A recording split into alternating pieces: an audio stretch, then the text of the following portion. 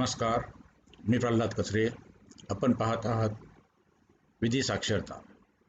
मागील व्हिडिओमध्ये आपण आदिवासी जमिनीच्या हस्तांतरासाठी परवानगी कशी काढली जाते याबाबतची कार्यपद्धती पाहिली होती आणि त्यामध्येच आपण असं म्हटलं होतं की जर बिगर परवानगीने एखादा व्यवहार झाला तर त्याबाबत आपण पुढच्या व्हिडिओमध्ये पाहू.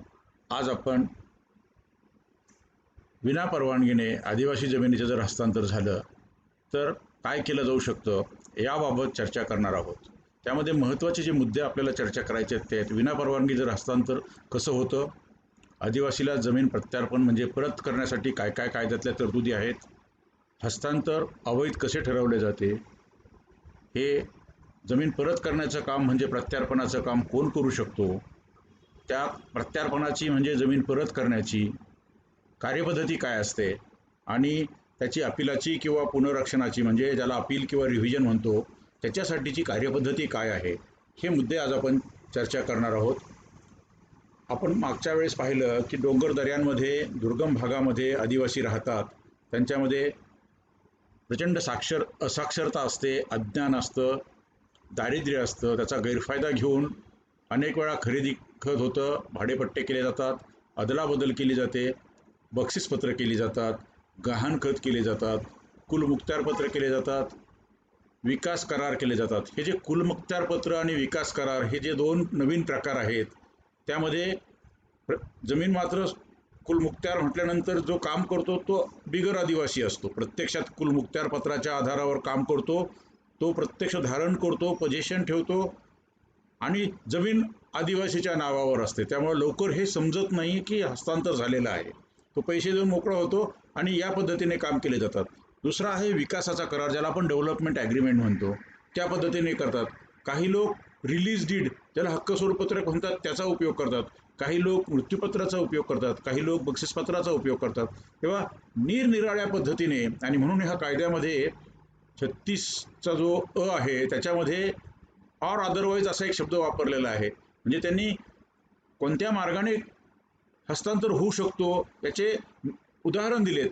ऑर अदरवाईज म्हणजे त्यामध्ये ती अत्यंत कॉम्प्रिहेन्सिव्ह पद्धतीने ती व्याख्या करण्याचा प्रयत्न केला. म्हणजे कोणत्याही पद्धतीने हस्तांतर जर केलं तरी ते 36अ व्याख्येमध्ये बसेल किंवा 36अ कलमाच्या तरतुदीमध्ये बसेल, अशी व्यवस्था या कायद्यात करण्यात आलेली आहे. आणि नेमकी जी हस्तांतर केलं जातं ते होतं कसं? मोठे जमीनदार येतात किंवा मोठे पैसेवाले येतात, ते लोक आदिवासीच्या जमिनी कवडीमोल किमतीला घेतात. का तर त्यांना पैशाची गरज असते, ते फार भाव करत नाहीत, ते फार स्पर्धात्मक किमती पाहत नाहीत आणि त्यांचं शोषण केलं जातं, अशी परिस्थिती आहे. अनेक केसेस हायकोर्टापर्यंत आणि सुप्रीम कोर्टापर्यंत गेल्या आहेत आणि सुप्रीम कोर्ट असं म्हणतं, tribals who are socially distanced, economically disadvantaged and geographically isolated, आणि त्यांच्या खऱ्या अर्थानं ज्याला आपण लाईव्हलीहूड, उपजीविकेचा प्रश्न आहे, तो प्रश्न त्यांच्या असाक्षरतेशी निगडीत आहे. ते मार्जिनलाइज सेक्शनमध्ये जे असतात, ज्याला अत्यल्प भूधारक किंवा अल्पभूधारक किंवा अत्यंत मागासलेलं, आणि ते बरोबर अशा सोशल एक्सप्लॉयटेशन ज्याला म्हणतात किंवा इकॉनॉमिक एक्सप्लॉयटेशन जे म्हणतात त्याचे ते बळी ठरतात. आणि म्हणून आपल्या कलम 56मध्ये तशा 36मध्ये तशा तरतुदी आपण केलेल्या आहेत. मागच्या वेळेस आपण काही तरतुदी पाहिल्या होत्या, त्याच कायद्यातल्या किंवा त्याच कलमातल्या पुढच्या काही तरतुदी. म्हणून आता कायदेशीर तरतुदी नेमक्या काय आहेत? महाराष्ट्र जमीन महसूल अधिनियमाच्या किंवा महाराष्ट्र महसूल संहितेच्या कलम 36 आणि 36अ, मग हे 36(1) पासून तर 36(5)(6) पर्यंत त्या तरतुदी आहेत आणि त्यामध्ये सर्व इनबिल्ट केलेलं आहे. शिवाय 36अ ही जी तरतूद आहे त्या 36अ तरतुदीमध्ये देखील जर विना परवानगी जमिनीची खरेदी विक्री झाली किंवा निरनिराळ्या मार्गाने जर का हस्तांतर झालं तर काय करायचं याबाबतच्या तरतुदी 36अ मध्ये आहेत. शिवाय या 36अ खालीच एक नियम केलेला आहे. त्या नियमाचं नाव आहे महाराष्ट्र जमीन महसूल अनुसूचित जमातीच्या भोगटदारांनी अनधिकृतपणे हस्तांतरित केलेला भोगाधिकार परत करण्याबाबतचा नियम 1969. शिवाय महाराष्ट्र जमीन महसूल नियम पुस्तिका खंड 2 त्याचं परिपत्रक क्रमांक 7. आणि याच्याशिवाय आणखी एक कायदा करण्यात आला. हे झाले जनरल लेजिस्लेशन. आणखी कायदा म्हणजे याच्यामध्ये दुरुस्ती करण्यात आली. त्या दुरुस्तीचं नाव आहे Maharashtra land revenue code and tenancy laws amendment act 1974, म्हणजे 1974चा हे अमेंडमेंट आहे. आणि म्हणून तुम्हाला पहा की 36च्या 2मध्ये दुरुस्ती झाली, 36 नंतर 36 झाला, 36 झाला, 36 झाला, असे पूर्णपणे अगदी 36 कलम हा एका कायद्यासारखा कॉम्प्रिहेन्सिव्ह असं तरतुदी आपल्याला करताना दिसतात. याशिवाय एक स्वतंत्र कायदा देखील पास करण्यात आला. त्या कायद्याचं नाव आहे महाराष्ट्र अनुसूचित जमातींना जमिनी प्रत्यार्पित करणे अधिनियम 1974. आणि विशेष म्हणजे 36 कलम 36 आणि 36च्या सर्व तरतुदी आणि या अनुसूचित जमातींना जमिनी प्रत्यार्पित करणे अधिनियम 1974च्या तरतुदी घटनेच्या नव्या शेड्यूलमध्ये किंवा नव्या परिशिष्टामध्ये टाकल्यात. त्याचा एंट्री क्रमांक आहे 156. शिवाय याला घटनेच्या आर्टिकल 31(ब)चं पाठबळ दिलं. आणि म्हणून जेव्हा हा कायदा आणि कलम 36(अ) हे डिस्क्रिमिनेटरी आहेत, त्यामुळे त्यांना जास्त संरक्षण दिलं जातं किंवा त्यांच्या हक्कांवरती अवाजवी असे निर्बंध लादले जातात, असं जेव्हा सुप्रीम कोर्टापुढं किंवा निर्णय हायकोर्टापुढं मांडलं गेलं, तेव्हा त्यांनी सांगितलं की नाही, या कायद्याला राष्ट्रपतींनी मान्यता दिलेली आहे. हा कायदा नव्या परिशिष्टामध्ये 156व्या क्रमांकावरती नोंदलेला आहे.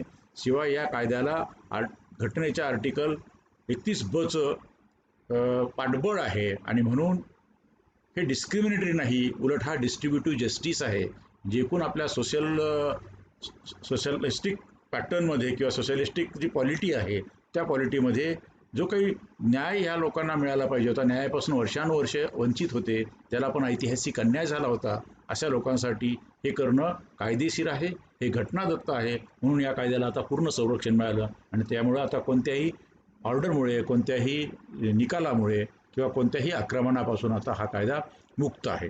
त्यानंतर आहे एक नियम आहे तो Maharashtra land revenue transfer of occupancy by tribals to non tribals rules 1975.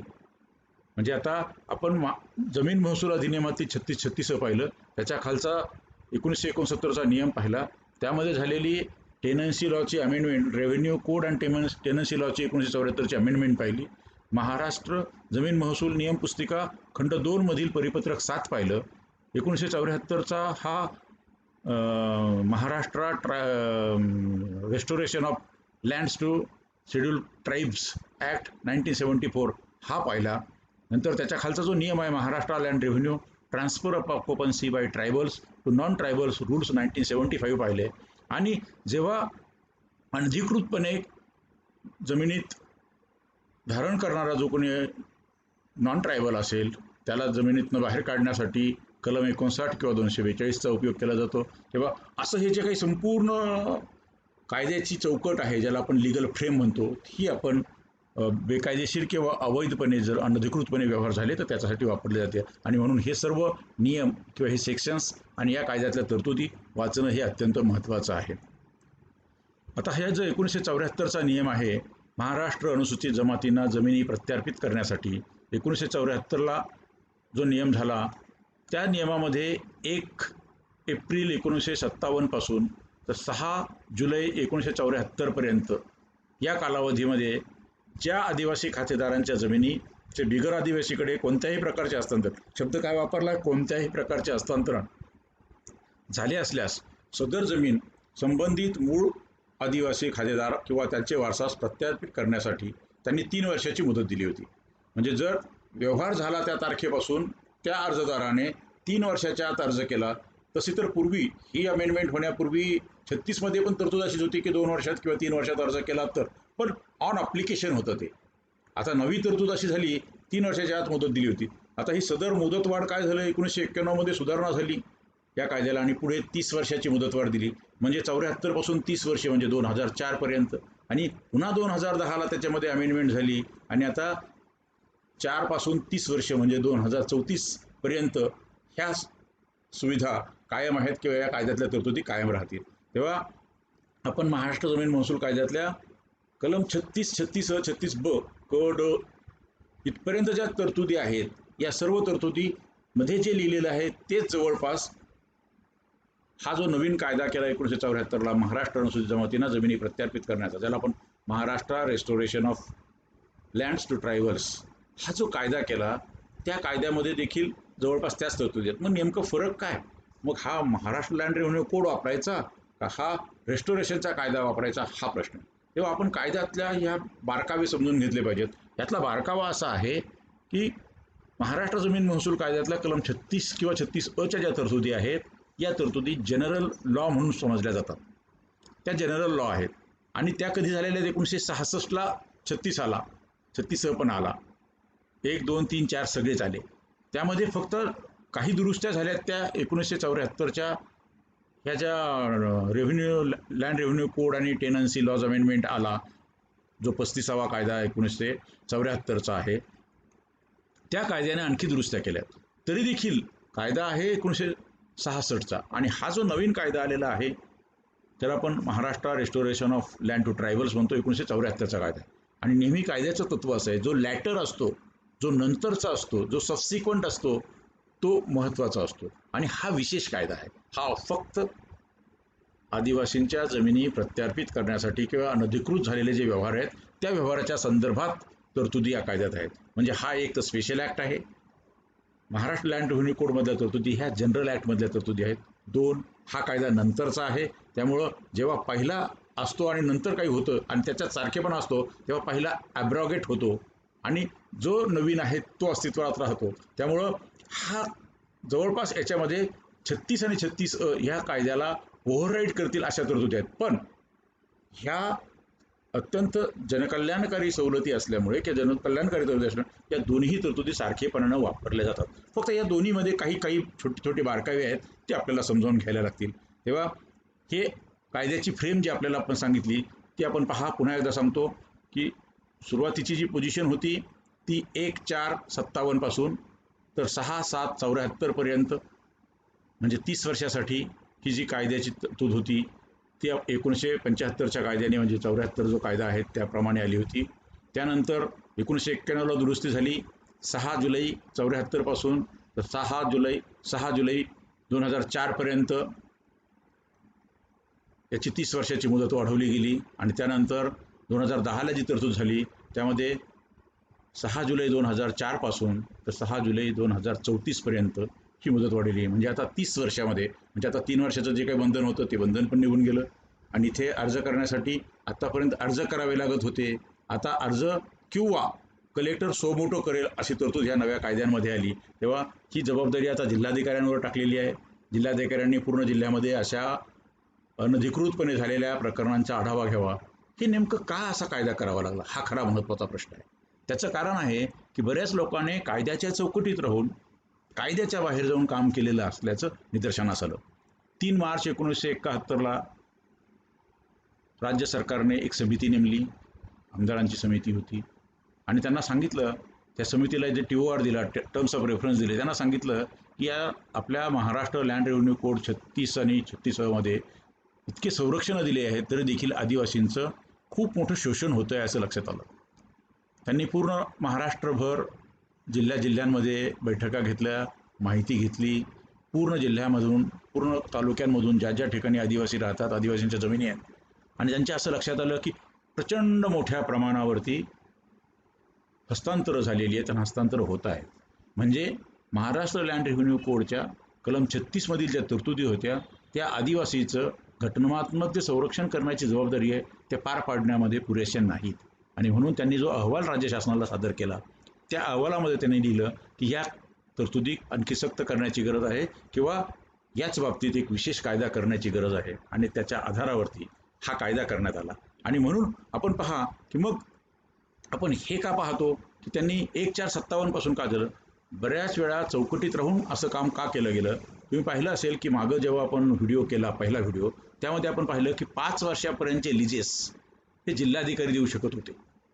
बहुतेक बिगर आदिवासी मंडळींनी 5-5 वर्षाचे लिजेस घेतले. 5 वर्षाचा जेव्हा लीज घेतला तेव्हा व्यवस्थेला हाताशी धरलं आणि कुळ लावून घेतलं. आणि त्यानंतर कुळ कायद्याने आदिवासींच्या जमिनी बिगर आदिवासींनी विकत घेतल्या, सर्व कायदेशीर. पण त्या कायद्याची तरतूद आहे की जिल्हाधिकाऱ्यांच्या पूर्वपरवानगीशिवाय, आणि जिल्हाधिकाऱ्यांची जी पूर्वपरवानगी आहे ती राज्य शासनाच्या पूर्वपरवानगीशिवाय देता येत नाही.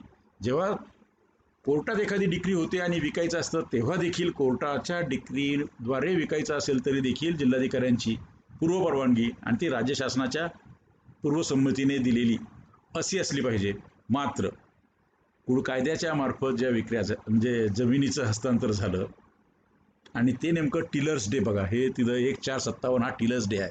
ज्या दिवशी जो कसत होता 1/4/57ला तो त्याचा मालक झाला असं घोषित करण्यात आलं. तोपर्यंत ते दिलेले म्हणून त्यांनी त्या तारखेपासूनचं धरलं की त्या तारखेपासून म्हणजे 1/4/57ला हा कायदा आला, तिथे जे मालक झाले तेव्हापासून आपण सगळे रुंडवू आणि ही जबाबदारी जिल्हाधिकाऱ्यांवर टाकली की 1/4/57 पासून पुढे 30 वर्ष आता की मग हे कसं झालं आणि म्हणून त्यातील सर्व प्रकरणं शोधून 100% लोकांना जमिनी प्रत्यार्पित कराव्यात. जरी कुळ कायद्याने विकल्या असल्या तरी देखील, कारण हे इतर विक्रीमध्ये येतं, याच्यात परवानगी न घेता म्हणजे कोर्टाने जरी डिक्री केली तर त्याला पूर्वपरवानगी लागते, पण तहसीलदारांनी म्हणजे किंवा टेनन्सी मामलेदाराने 32Mचं सर्टिफिकेट दिलं, पण तिथे जेव्हा विक्री झाली त्या विक्रीला मात्र जिल्हाधिकाऱ्यांची किंवा शासनाची पूर्वपरवानगी मिळाली नाही. ही जी एक आतली गोष्ट होती ती कधीच कुणाला कळली नाही आणि सर्वाधिक हस्तांतरं त्याचा आधार घेऊन झालेली आहेत असं त्या समितीच्या लक्षात आलं होतं. नंतर सदर प्रकरणे निकाली काढताना आदिवासी खातेदारांवर कोणत्याही प्रकारे अन्याय होणार नाही याची पूर्णपणे दक्षता घेतली पाहिजे असं जबाबदारी जिल्हाधिकाऱ्यांवर टाकली. शिवाय या सर्वांचं नियंत्रण करण्यासाठी विभागीय आयुक्तांना जबाबदारी देण्यात आली आणि त्याबाबत प्रत्येक महिन्याला म्हणजे शिल्लक असणाऱ्या केसेस, प्राप्त झालेल्या केसेस आणि निपटारा केलेल्या केसेस आणि महिन्याच्या शेवटी असणाऱ्या केसेस प्रत्येक महिन्याच्या 10 तारखेला सर्व जिल्हाधिकाऱ्यांनी आयुक्तांनी त्या विभागाचा शासनाकडे असा अहवाल पाठवायला सांगितलं आणि नोंदित प्रकरणं, आदेशित प्रकरणे, नाकारलेली प्रकरणे, प्रत्यार्पित केलेल्या जमिनी, ज्या आदिवासींना जमिनी प्रत्यार्पित केलेल्या आहेत त्या आदिवासींची संख्या, प्रलंबित प्रकरणे, प्रत्यार्पित करावयाच्या जमिनीचे क्षेत्र, अशा पद्धतीची माहिती त्यांना पाठवावी असं जिल्हाधिकारी आणि आयुक्तांवरती बंधन घालण्यात आलं. त्यासाठी आदिवासी जमिनीच्या बाबतीत शासन निर्णय काढलेला आहे शासनाने, तो आहे 17 मार्च 2012चा आणि त्याच्याप्रमाणे ह्या सर्व जबाबदाऱ्या टाकलेल्या आहेत. शिवाय ज्या जमिनी विकल्या नाहीत पण आदिवासींकडे आहेत त्यासाठी इतर हक्कामध्ये ह्या आदिवासींच्या जमिनी आहेत, कलम 36 ला पात्र आहेत, तरतुदीला पात्र आहेत असे सेरे घेण्याच्या बाबतीत सूचना देण्यात आल्या. तेव्हा या निर्णया पद्धतीने आदिवासीच्या जमिनींचं हस्तांतर मोठ्या प्रमाणावर होतं असं आपण पाहतो. आता हस्तांतर का आणि कसं होतं हे आपण पाहिल्यानंतर याच्या बाबतीत कारवाई कशी सुरू केली जाते तर भोगाधिकाराचा कब्जा मिळण्यासाठी एक तर जिल्हाधिकाऱ्यांकडं संबंधित जो कोणी आदिवासी ज्यांनी खरेदी दिली असेल, विक्रेता असेल, त्याने अर्ज दिला पाहिजे कलम 36(3) प्रमाणे. अर्जासमोर त्यांनी खरेदी खत लावलं पाहिजे, फेरफार जोडला पाहिजे आणि मग त्याचा हे आणि व्यवहार झाल्यापासून 2 वर्ष या मुदतीमध्ये त्यांनी तो अर्ज केला पाहिजे. अर्ज मिळाल्यानंतर हा जो खरेदीचा व्यवहार झाला या हस्तांतराला परवानगी होती का हे प्रथम तपासलं जातं आणि जर खरेदीला परवानगी नव्हती असं जर का लक्षात आलं तर मग दोघांचाही जबाब घेतल्यानंतर म्हणजे खरेदी देणारा आणि खरेदी घेणारा या दोघांनाही जबाब समोर बोलावून खात्री केल्यानंतर मग हा व्यवहार रद्द का करू नये अशा स्वरूपाची एक नोटीस दिली जाते. त्यासाठी महिनाभराचा टाईम दिला जातो. ती नोटीस रितसरपणे बजावली जाते. त्याच्यानंतर सुनावणी घेतली जाते, सर्वांना संधी दिली जाते, साक्षीदारांचे किंवा त्या जमिनीमध्ये हितसंबंध असणाऱ्या सर्वांचे जबाब घेतले जातात. अनधिकृत म्हणजे विनापरवानगी हस्तांतर झालं आहे याची खात्री झाल्यानंतर 6 आठवड्यासाठी व्यवस्था हे सगळं स्थगित केलं जाते काम, सुनावणीचं काम आणि सर्व संबंधितांना कायदेशीर नोटिसा किंवा ज्याला आपण डिक्लरेशन किंवा उद्घोषणा म्हणतात त्या केल्या जातात. त्या सुनावणीमध्ये वारस असतील वारसांना ऐकलं जातं, ऋणको म्हणजे ज्यांनी कर्ज दिले त्यांना ऐकलं जातं, शासकीय देणी असतील तर शासकीय विभागाच्या अधिकाऱ्यांचं म्हणणं ऐकलं जातं, बँका असतील बँकांचं म्हणणं ऐकलं जातं. सर्वांचे म्हणणे ऐकून घेतल्यानंतर जर का असं वाटलं की हा निर्णय म्हणजे हा जो हस्तांतराचा व्यवहार आहे हा बेकायदेशीर आहे, त्यामुळे आता हे रद्द करणं आवश्यक आहे, मग त्याप्रमाणे नोटीस दिली जाते. नोटीस देऊन त्यांचं म्हणणं घेतलं जातं आणि हे सगळं म्हणणं अभिलिखित केल्यानंतर त्यांच्याकडून ताबा काढून घेतला जातो. मग आदिवासीला विचारलं जातं की हा घ्यायला तुम्ही तयार आहात का जमीन, जी सरकार प्रिस्क्राईब करेल त्या किमतीला. जर त्यांनी हो म्हटलं तर त्यांना देण्यात येते, आणि जर ते नाही म्हटलं सरकार ती स्वतःच्या ताब्यात घेतं आणि नंतर इतर आदिवासींना ती देण्यासाठी कारवाई करतं. अशा पद्धतीची एकूण कारवाईची पद्धत या ठिकाणी आहे. हा कायदा लागू झाला आहे, हा जो 1974चा कायदा आहे, restoration of Maharashtra, restoration of land to tribals, हा जो कायदा आहे 1 नोव्हेंबर 1975ला लागू झाला. त्यात कलम 4 प्रमाणे 1/4/57 पासून 6 जुलै 1974 पर्यंतच्या व्यवहाराला हा कायदा लागू असेल अशी तरतूद करण्यात आली. हा अत्यंत लहान 11 कलमांचा कायदा आहे. मी नेहमी सांगतो की जे लहान असतं तेच महान असतं, कारण तेच गुंतागुंतीचं असतं. हा घटनात्मकदृष्ट्या वैध झालेला कायदा आहे. घटनेच्या आर्टिकल 31 आणि अनुसूची 9 मध्ये याचा समावेश असल्यामुळे त्याला पूर्णपणे संरक्षण मिळालेलं आहे. आता यासाठी ज्या नोटिसेस दिल्या जातात, आपण आता पाहिलं की नोटीस, त्याचा एक फॉर्म नोटीसचा फॉर्म या नियमांमध्ये दिलेला आहे. ज्या नियमाला आपण म्हणतो Maharashtra land revenue transfer of occupancy by tribals to non tribals rules 1975. ही जी फॉर्म ची नोटीस आहे ती पब्लिक नोटीस आहे, रूल 3 प्रमाणे दिली जाते, आणि त्या ठिकाणी त्यांना विचारलं जातं की ही अवैध का ठरवू नये. जेव्हा नोटीसचं उत्तर येतं ते खात्री केल्यानंतर, सर्व कागदपत्र तपासल्यानंतर ते अवैध ठरवलं जातं. नंतर दुसरा नोटीस आहे, ज्यांनी विकत दिली होती त्याला विचारलं जातं की तुम्ही ही घ्यायला तयार आहात की नाही, आणि त्यासाठी त्याला सफिशियंट टाईम, जो काही 60 दिवसाचा टाईम आहे तो दिला जातो, 30 दिवसाचा टाईम आहे तो दिला जातो. आणि त्याचं म्हणणं आल्यानंतर नोटीस सी आहे, notice to be issued to the transferor under subsection 6, हा 36A प्रमाणे आणि 6 प्रमाणे ही नोटीस दिली जाते. आणि या नोटीसमध्ये जो ट्रायबल आहे त्याला त्याच्या जमिनीचे इन्कम आणि एक्सपेंडिचर काय केला त्याच्या व्हॅल्युएशनसाठी ती त्यांना विचारली जाते. आणि शेवटी नोटीस टू फाईल त्याचं स्टेटमेंट वगैरे घेतलं जातं. आणि नोटीस डी या याच्या अर्थात ती जमीन सरकार जमा करून जर आदिवासी तयार असेल तर आदिवासीकडे हस्तांतरित केली जाते. आणि त्यासाठीची किंमत ठरवतात ती नॉन ट्रायबलने सांगितलेला जो काही खर्च आहे त्याचं इन्कम एक्सपेंडिचर पाहिलं जातं. त्यांनी इम्प्रूव्हमेंट केल्यात का, त्यांनी काही बांधबंदिस्ती केली आहे का, त्यांनी काही विहीर खोदली आहे का, त्यांनी तिथे काही आणखी गुंतवणूक केली आहे का, ती पाहिली जाते. आणि खरेदीची किंमत, गुंतवणुकीची सगळी किंमत हे पाहून या जमिनीचा जो काही शेतसारा आहे त्याच्या 48 पट आणि केलेली जमिनीची किंमत यापैकी जी कमीत कमी असेल ती म्हणजे 48 पट एवढीच जमिनीची किंमत येते. आणि जी काही त्यांनी दुरुस्ती केली असेल किंवा इम्प्रूव्हमेंट केली असेल, इम्प्रूव्हमेंटचा जो लेबरचा कॉस्ट आहे किंवा कॅपिटल एक्सपेंडिचर आहे तो विचारात घेऊन तो देण्यासाठीचा आदेश यात केला जातो. आणि जो आदिवासी धारक आहे ज्याने ती विकली होती तो जेव्हा घ्यायला तयार असतो तेव्हा त्यासाठी त्यांना, ज्याला मासिक हप्ते म्हणतात तसे त्याला वार्षिक हप्ते देखील बांधून दिले जातात. कलम 36A पाहिला तर प्रत्येक ऑक्युपन्सी ही ट्रान्सफरेबल असते, हेरिटेबल असते. कलम 32च्या ज्या काही लायबिलिटीज असतील त्याशिवाय. कलम 36(2) पहा, त्याच्यामध्ये ट्रायबल जे आहेत त्यांच्या ट्रायबलच्या याच्यासाठी हस्तांतरावरती बंधनं असतात. म्हणजे पहा, 36(1) म्हणतो सर्व ऑक्युपन्सीज या ट्रान्सफरेबल आणि हेरिटेबल असतात.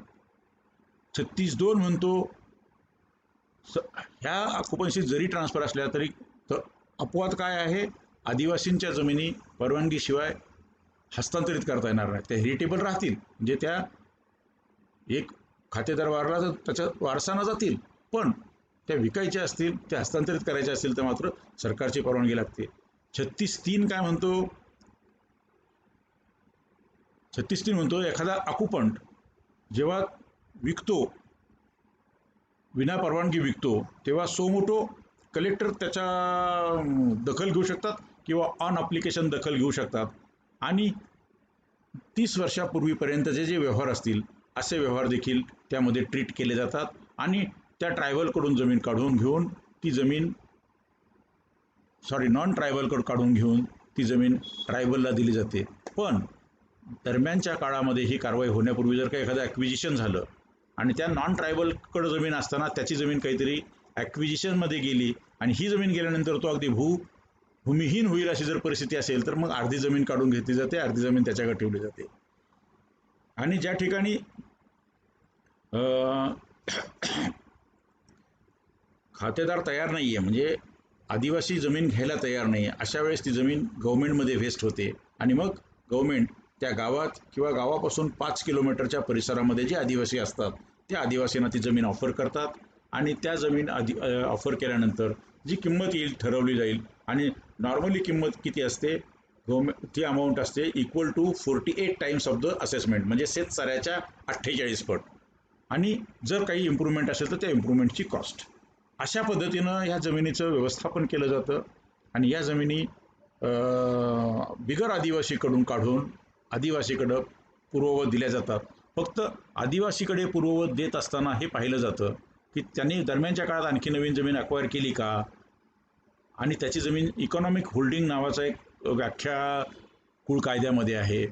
त्या कुळ कायद्यामधल्या व्याख्येप्रमाणे त्याची जमीन किंवा जो कोणी आपण तिसरा आदिवासी समजा ज्या आदिवासीने विकलं तो तयार नाही, जो कोणीतरी आदिवासी 5 किलोमीटरच्या आत राहतो तो घेणार आहे. म्हणजे दोन्ही केसमध्ये हे तपासलं पाहिजे की त्याचं ही जमीन परत दिल्यानंतर किंवा ही जमीन विक्रीने दिल्यानंतर त्याची इकॉनॉमिक होल्डिंगपेक्षा जास्त होणार नाही. इकॉनॉमिक होल्डिंग म्हणजे काय, जर जमीन जिरायत असेल तर 16 एकर, जर हंगामी बागायत असेल तर 8 एकर आणि जर बारामाही बागायत असेल तर 4 एकर. याच्यापेक्षा जास्त होता कामा नये आणि तेवढीच जमीन त्याला दिली पाहिजे. जर एखाद्या बिगर आदिवासीला असं सांगितलं की तू आता ही जमीन सोडून दे आणि ताब्यात या आदिवासीच्या ताब्यात दे आणि त्यासाठी जर का त्यांनी काही उशीर लावला, जितके दिवस तो उशीर लावेल तितक्या दिवसाचं डॅमेजेस वसूल करण्याची कारवाई देखील करता येते आणि त्यासाठी कलम 59 आणि जे काही बाकीचे लँड रेव्हेन्यू कोडमधील कलम आहे त्याचा वापर केला जातो. विशेष म्हणजे यामध्ये कालापयोग होऊ नये आणि आदिवासीवर कोणत्याही प्रकारचा अन्याय होऊ नये म्हणून कलम 36मध्ये देखील आणि कलम हे जो नवीन आदिवासीच्या जमिनीचा प्रत्यार्पणाचा कायदा 1974 या दोन्हीही कायद्यांमध्ये प्लीडर्स म्हणजे ॲडव्होकेट्सना दोन्ही बाजूच्या ॲडव्होकेट्सना हजर राहता येणार नाही. म्हणजे फक्त आदिवासी जाईल, आदिवासीच त्याचं म्हणणं सांगेल आणि सिव्हिल कोर्टाला देखील या ठिकाणी काहीही अथॉरिटी नाही आहे. कारण याची जी काही अथॉरिटी आहे ती फक्त जिल्हाधिकारी आणि जिल्हाधिकाऱ्यांची जी कोणती यंत्रणा आहे त्या यंत्रणेकडे आहे. किंवा अशा पद्धतीने हे काम केल्यामुळं हे फास्ट काम करू शकतो. आता आपण पुढचा मुद्दा पाहतोय. विना परवानगी जर का हस्तांतर झालं असेल तर ते तपासण्याचं, अवैध ठरविण्याचं आणि काम कुणाचं आहे आणि त्याच्यावरती अपिलाची प्रक्रिया काय असते. आता जमीन प्रत्यार्पणाचा आदेश किंवा जमीन जी काही विक्री झाली ती अवैध होती असं जाहीर करण्याचं काम कोण करतं? जिल्हाधिकारी करतात. आता प्रत्यक्षात जिल्हाधिकारी करतात का? जिल्हाधिकाऱ्यांकडं इतकी अगणित कामं असतात की त्यांना असं काम करायला प्रत्येक वेळी वेळ मिळेल तसं नाही. म्हणून सर्वतः तालुक्याचा जो प्रमुख आहे ज्याला तहसीलदार म्हणतात त्या तहसीलदारांना हे अधिकार प्रदान केले जातात आणि तहसीलदार हे अधिकार वापरतात. बहुतांशी जेवढ्या 36A किंवा 36B केसेस आहेत किंवा रेस्टोरेशन ऑफ लँड टू ट्रायबल्सच्या ज्या केसेस आहेत त्या सर्व तहसीलदार हेच करतात असं आपल्याला साधारणपणे दिसेल. त्यांच्यासमोर देखील वकील हजर राहता येणार नाही आदिवासीच्या बाजूने किंवा बिगर आदिवासीच्या बाजूने. जो दोन्ही खातेदार समक्ष येतील आणि ते सांगतील, तहसीलदार देखील त्या दोघांचंच म्हणणं ऐकेल अशी कायद्यात तरतूद आहे. आता याच्यात तरतूद आहे. आता जर का अपील करायचं असेल तर कोण करतं? मग अपील कोणाकडे करायचं? आता अपीलाच्या बाबतीत असं आहे की जो नवीन कायदा आलेला आहे Maharashtra restoration of land to tribals act 1974 याच्याप्रमाणे जिल्हाधिकाऱ्यांच्या अपिलाविरुद्ध म्हणजे जिल्हाधिकाऱ्यांच्या आदेशाविरुद्ध अपील जे होतं ते MRT त्याला आपण महाराष्ट्र रेव्हेन्यू ट्रायब्युनल म्हणतात, महाराष्ट्र महसूल न्यायाधिकरण म्हणतात. अपिलाचा कालावधी 60 दिवसाचा असतो. 60 दिवसात ते अपील त्यांना करावं लागतं. अनेक वेळा असं होतं की तहसीलदार मंडळी जेव्हा आदेश करतात तेव्हा त्या आदेशामध्ये महाराष्ट्र जमीन महसूल कायद्याचे कलम 36A व दुसरा जो कायदा आहे महाराष्ट्र अनुसूचित जाती जमातींच्या व्यक्तींना जमिनी प्रत्यार्पित करण्याचा कायदा 1974 मधील कलम 3 व 4 प्रमाणे आदेश असं ते करतात. आणि हा नेमका 36 खाली काढला कारण दोन्ही कायद्यात सारखे अधिकार आहेत, दोन्ही कायद्यात सारख्या तरतुदी आहेत. दुसरा कायदा आहे ते विशेष तरतुदीचा आहे, पहिला कायदा आहे तो जनरल स्वरूपाचा आहे. आणि असं जर झालं अपिलाच्या बाबतीत अडचणी होतात. अलीकडची एक केस आहे 2015 मधली केस आहे, आपल्या मुंबई उच्च न्यायालयातलीच केस आहे. रिट पिटिशन नंबर आहे 9845 ऑफ 2015 असं लिहून टाकलं तरी लगेच ती मिळेल गुगलवरती. त्यातले पक्षकार आहेत DA Pingle and others versus PS Patnis and others या दोघांच्यामध्ये होतं. नाशिकच्या तहसीलदारांनी आदेश दिला होता आणि त्याच्याविरुद्ध SDOकडे अपील चाललं. SDOने सांगितलं की नाही, मला हे अधिकार नाही आहेत, कारण 36च्या विरुद्ध मी अपील ऐकू शकत नाही, हे MRTचं काम आहे. त्यांनी दुसरं अपील केलं त्या ॲडिशनल कलेक्टरांकडे. त्यांनी सांगितलं ते माझे अधिकार नाही आहेत. मग ही केस गेली ॲडिशनल कमिशनरकडे रिव्हिजनमध्ये. त्यांनी सांगितलं हे अधिकार माझे नाही आहेत. आणि शेवटी गेलं हायकोर्टामध्ये आणि हायकोर्टाने सांगितलं की नाही, हे अधिकार तुमचेच आहेत. आणि शेवटी लक्षात ठेवा, जेव्हा 36A प्रमाणे काम करतो तो महसूल अधिकारी महसूल अधिनियमाप्रमाणे काम करतो. महसूल अधिकाऱ्याचा जो काही वरिष्ठ अधिकारी असेल, आता हे अधिकार तहसीलदार जे वापरतात ते कोणाचे वापरतात? जिल्हाधिकाऱ्यांचे वापरतात. त्यामुळे जिल्हाधिकाऱ्यांकडे अपील जाण्याचा प्रश्न नाही. तहसीलदार जेव्हा काम करतात ते कलेक्टर म्हणूनच काम करतात. फक्त त्यांचं पदनाम जरी तहसीलदार असलं तरी या कायद्यातले जिल्हाधिकाऱ्यांचे अधिकार ते वापरतात. म्हणून जिल्हाधिकाऱ्यांचे वापरलेले अधिकाराचं अपील पुन्हा जिल्हाधिकाऱ्यांकडे जाणार हे अपेक्षित नाही. तेव्हा हायकोर्टाने सांगितलं की हे अपील कमिशनरकडे जाईल, डिव्हिजनल कमिशनरकडेच ते अपील केलं पाहिजे आणि ते MRTकडे जाण्याचा प्रश्न उद्भवत नाही. पण दुसरं जे आहे, दुसरा जो कायदा आहे ज्याला आपण Maharashtra restoration of land to scheduled tribes act 1974, या कायद्यामधलं तहसीलदारांनी जो निर्णय दिलेला आहे जिल्हाधिकारी म्हणून किंवा जिल्हाधिकाऱ्यांचे अधिकार वापरून, त्या निर्णयाविरुद्धचं अपील दुसरीकडे कुठेही जात नाही. ते MRT महाराष्ट्र रेव्हेन्यू ट्रायब्युनलकडे जातं. तिथेही 60 दिवसाचीच मुदत आहे आणि तिथे जर का काही मान्य अमान्य असेल तर त्याच्यानंतर कोर्टात जायला, हायकोर्टात जायला लागतं.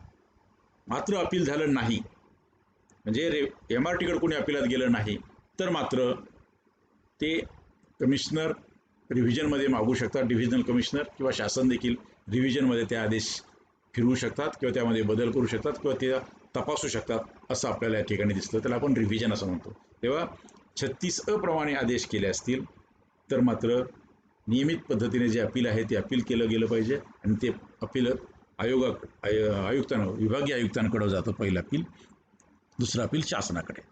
आणि जर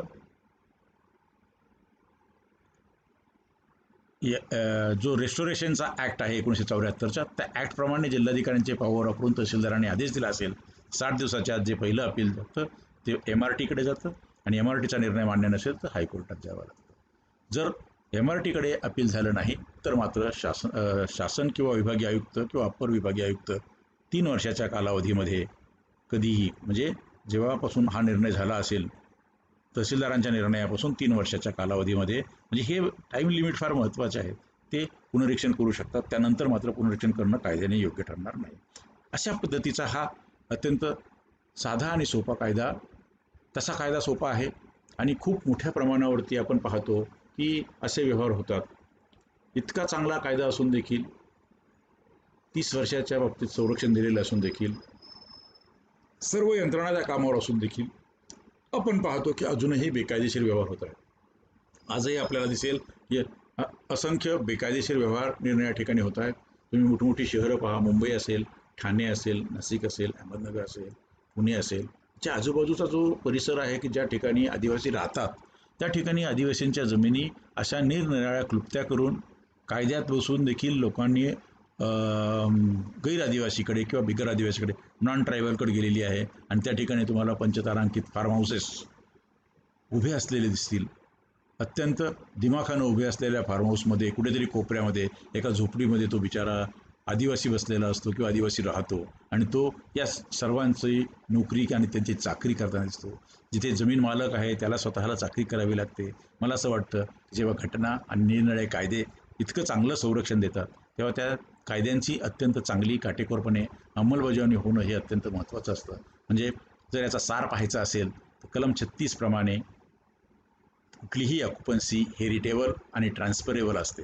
36(2) प्रमाणे त्याला अपवाद आहे. अनुसूचित जमातीच्या ज्या ऑक्युपन्सीज असतात त्या शासनाच्या पूर्वपरवानगीशिवाय किंवा जिल्हाधिकाऱ्यांच्या पूर्वपरवानगीशिवाय हस्तांतरित करता येत नाही.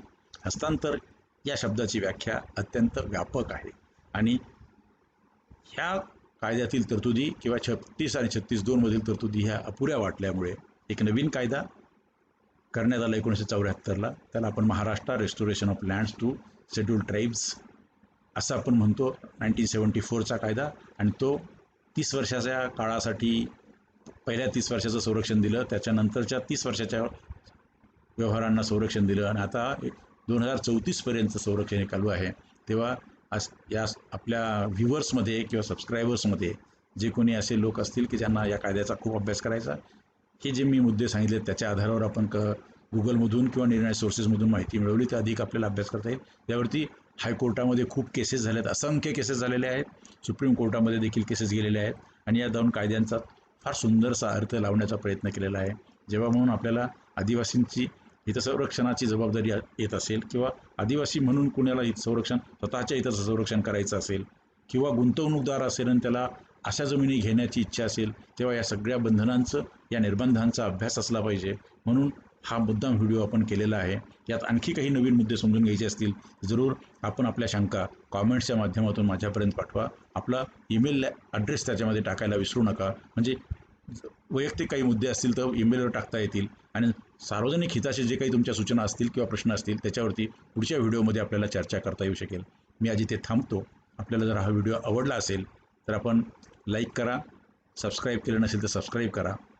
आपल्या मित्रपरिचितांना, कुटुंबियांना, आपल्या असोसिएट्सना, त्यांना जर ही माहिती उपयुक्त ठरेल असं आपल्याला वाटत असेल जरूर त्यांच्याकडं आपण फॉरवर्ड करा, शेअर करा. त्यांनी सबस्क्राईब केलं नसेल तर सबस्क्राईब करायला सांगा, त्यांनाही लाईक करायला सांगा. अशाच नव्या विषयावरती व्हिडिओ घेऊन आपण पुढच्या शुक्रवारी भेटूया. धन्यवाद.